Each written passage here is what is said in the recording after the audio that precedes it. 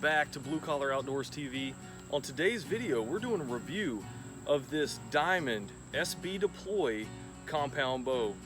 We're gonna break down the features of this, we're gonna give you the specs, we're gonna tell you what this bow is made out of to let you know if this is gonna be a good valued purchase for you come this deer season. So if you're looking for a new bow that's around the mid-intermediate level when it comes to archery bows, then please check out this video and review.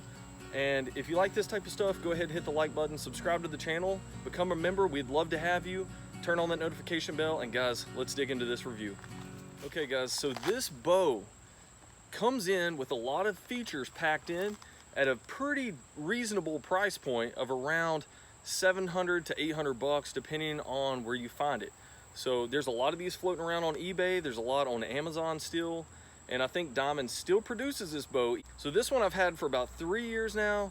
So I can kind of contest to how this bow performs and how it is from the factory and some of the adjustments I've had to make to it over the years. So this bow is a carbon fiber bow. It has a complete carbon fiber riser here.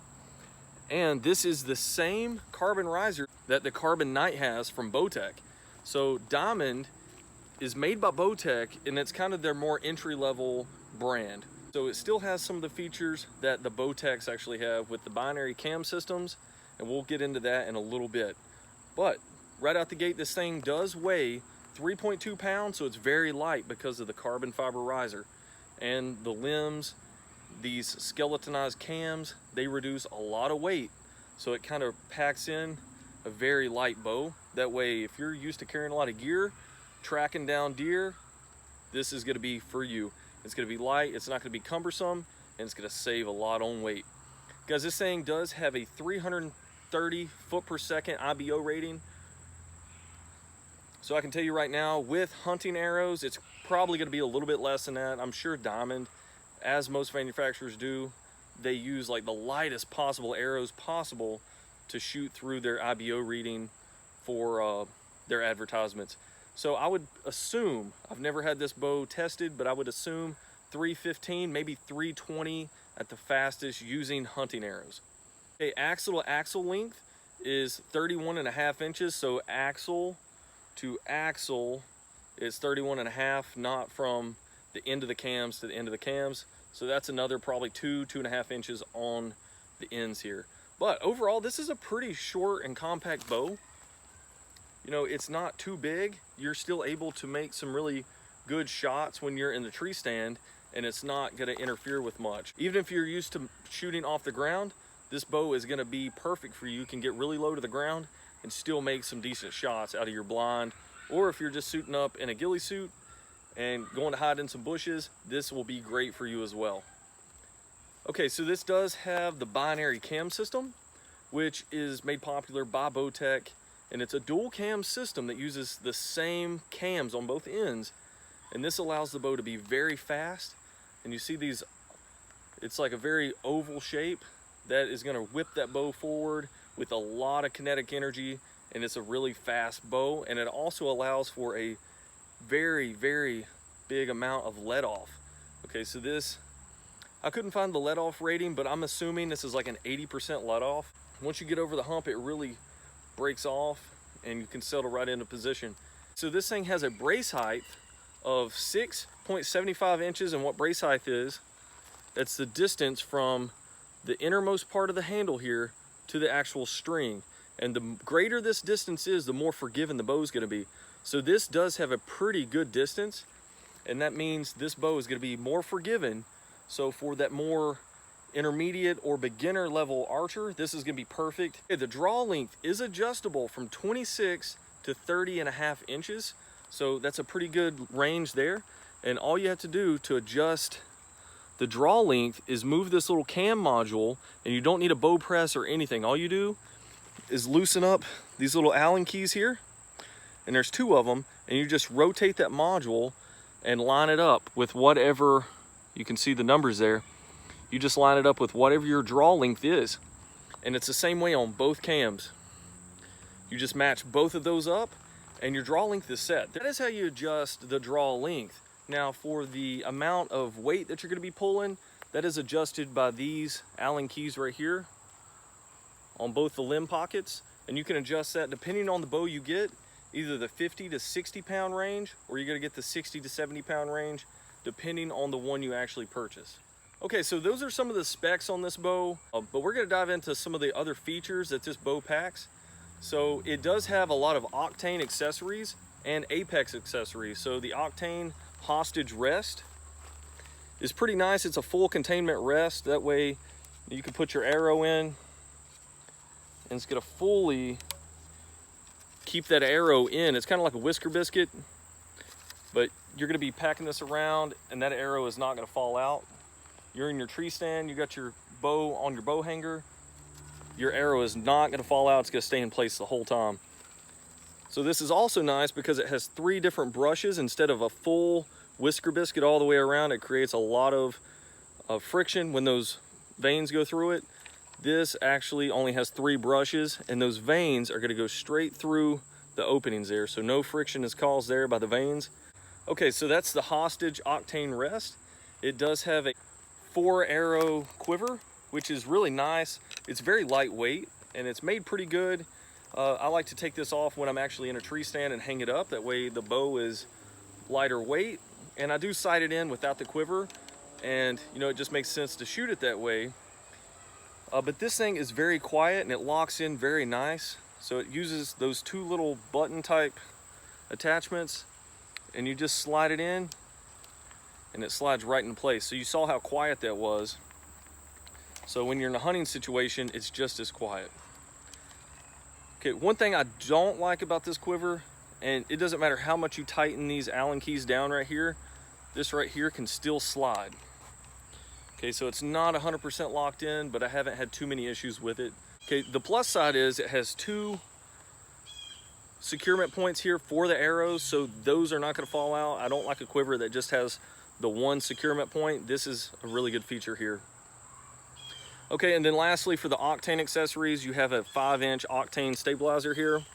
And this is perfect for hunting situations. It kind of has a vibration dampener on the end. It's rubber, and that's gonna cut down on vibration and give you some stability features as well. And it's the same material back here. I don't know if this is made by Octane or if it just comes on the bow, but it's a little string dampener that's the same material as that stabilizer. You do get an Apex 4-pin sight.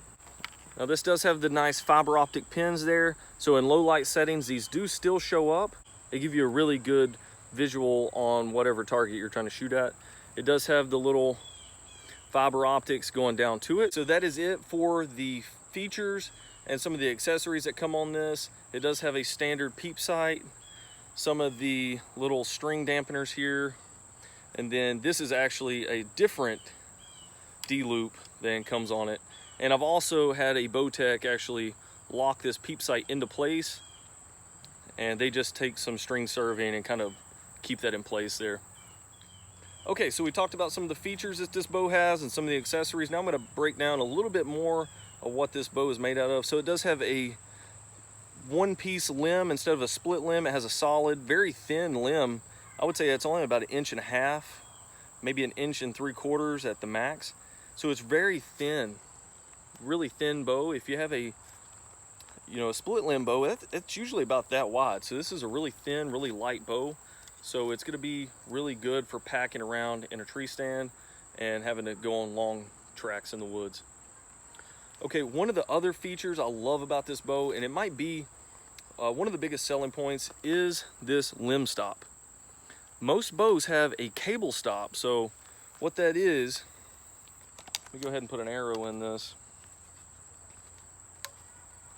So what a cable stop is and a limb stop, when you go to draw the wall, this wall is very, very solid. It's not going anywhere, and that's because it's a limb stop. If this were a cable stop, it's going to be pressing against that cable, and you can see those give, so that cable stop is going to be given too. So it's not going to be a very solid wall. So when you hear people talk about a good solid wall on their bow, they probably have a limb stop, and that is just going to rotate around and hit on the actual limb there. So very nice feature there by Diamond. I think it is really cool that they have it. And you can actually switch it from the top cam and put it on the bottom cam depending on your preference. And you just match these up with your draw length. It has from 26 all the way up to 30.5 there. Okay, and you just match it up with whichever one. Talking about the grip angle and everything is very nice. It has a very nice angle to it. Take this quiver off so y'all can see it a little bit better. It has a really nice angle. It's pretty straight up and down. So when you have your grip at a 45-degree angle, it's very, very comfortable. It's kind of like a Matthews grip in a way, and it's just very natural when you have it pressed out like that. Okay, so now that we've talked about some of the features and the specs, now I'm going to talk about some of my experiences with this bow and tell you whether or not I think it's a good deal for the money. Okay, so right out the gate here, I've had issues with this string serving. And what I mean by that, the D-loop actually slides up the string. I've had this worked on by Bowtech twice already, and it still does it. So I don't know if it's a cam issue or what type of issue, but it does it. And especially from the factory, it did it worse than this.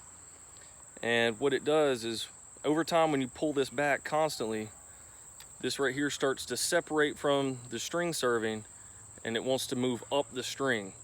So I've had to have a Bowtech go ahead and put a new string serving on, and it still does it. So I don't know if the center shot is just off or the cams are off or what, but it's off, okay? So it's just one thing you might have to work out with your Bowtech, and I need to look for a new Bowtech because I don't know if they're doing it right. Another thing was the cable slide here.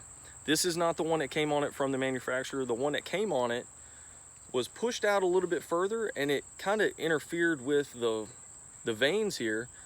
They would actually hit on the bus cables, so it didn't allow for a lot of clearance in there. This one actually is tighter to this bar here, and I actually picked this off of an old bow that I had, and it fit this one perfect, and it keeps those cables a lot closer to the bar, okay, and gets it out of the way. And the one that came on it was super squeaky. It would creak and squeak and all kinds of stuff. This one does not. It's pretty much silent, so you're gonna have to look into that too if you were to purchase this bow. And that's kind of crazy. If you're gonna spend 800 bucks on a bow, you would hope that you wouldn't have to do all this stuff.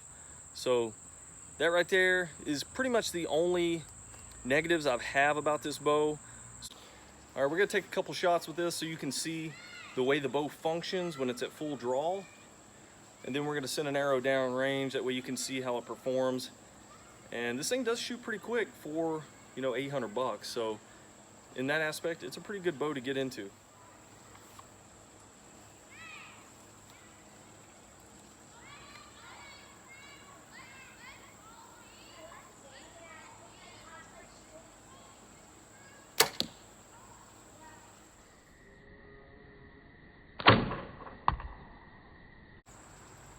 We'll try a different angle there for you.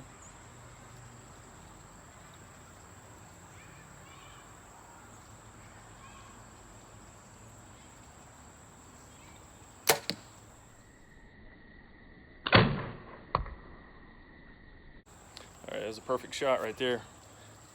All right. I pulled that first shot, but that second one is dead center on the money at 20 yards. So there you go. This thing does have pretty good accuracy.